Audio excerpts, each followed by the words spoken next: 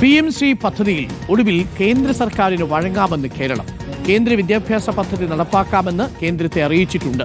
1500 കോടി രൂപയുടെ ഫണ്ട് കിട്ടാൻ സർവശിക്ഷാ അഭിയാനിലടക്കം മറ്റു മാർഗമില്ലെന്നും എന്തെങ്കിലും ന്യായം പറഞ്ഞ് ഫണ്ട് കുറയ്ക്കാനാണ് കേന്ദ്രം ശ്രമിക്കുന്നതെന്നും ബി ശിവൻകുട്ടി പറഞ്ഞു. CPIയുടെ എതിർപ്പ് മറികടന്നാണ് സർക്കാരിന്റെ ഈ തീരുമാനം. നമ്മളെ കുട്ടികൾക്ക് കിട്ടേണ്ട ഫണ്ട് എന്തെങ്കിലും സാങ്കേതികത്വം പറഞ്ഞ് മാറ്റപ്പെടേണ്ട കാര്യമില്ല. അത് ഫണ്ട് വാങ്ങുക. കേരളത്തിൻ്റെ ഒരു വിദ്യാഭ്യാസ പാരമ്പര്യം ഉണ്ട്. ഇടതുപക്ഷ ജനാധിപത്യ മുന്നണിയുടെ പ്രകടനപത്രികയിൽ പറയുന്ന കാര്യങ്ങൾ അതിൽ ഊന്നിയൊന്നുകൊണ്ട് ഈ ഫണ്ട് വാങ്ങി സഹായം ചെയ്യണമെന്നുള്ളതാണ്. കേരള വിദ്യാഭ്യാസ ഞാൻ പറഞ്ഞല്ലോ, അതിനെതിരായിട്ടുള്ള എന്തെങ്കിലും കാര്യമുണ്ടെങ്കിൽ അത് ഒഴിവാക്കിയിട്ട് ഈ ഫണ്ട് വാങ്ങി കുട്ടികൾക്ക് നമുക്ക് പ്രയോജനപ്പെടുത്താം. അതിന് കുറച്ച് ദിവസമല്ലേ ഉള്ളൂ. എന്തിനാ 1466 കോടി രൂപ നമ്മൾ കളയേണ്ട കാര്യം എന്താണ്? കുടിശ്ശികയടക്കം PM ശ്രീക്ക് നമുക്ക് യഥാർത്ഥത്തിൽ PM ശ്രീ പദ്ധതിയിലുള്ള കാര്യങ്ങളെല്ലാം കേരളത്തിൽ നടപ്പിലായി കഴിഞ്ഞു. ഇപ്പോൾ നമുക്കിപ്പം സാന്ത്വന റോഷിപാലുണ്ട്. റോഷി, ഈ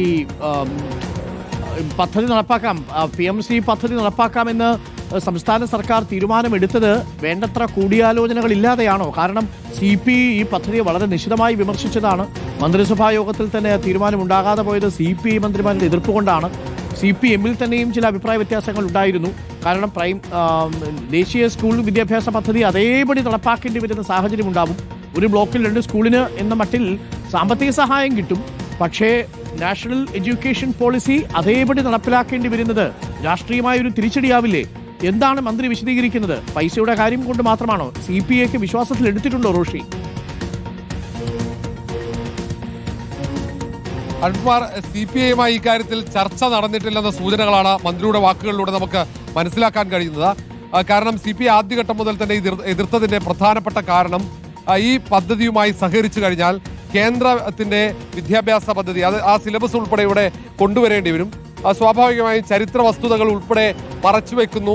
പുതിയ ചരിത്രങ്ങൾ, തെറ്റായ കാര്യങ്ങൾ വിദ്യാർത്ഥികളെ പഠിപ്പിക്കുന്നു. RSSന്റെ അജണ്ട, സംഘപരിവാറിന്റെ അജണ്ട വിദ്യാഭ്യാസ മേഖലയിൽ കൊണ്ടുവരുന്നു എന്നടക്കമുള്ള ആക്ഷേപങ്ങളുണ്ട്.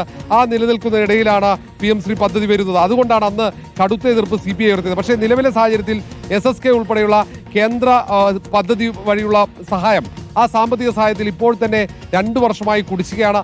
1500 കോടി രൂപയോളം സംസ്ഥാനത്തിന് കിട്ടാനുണ്ട്.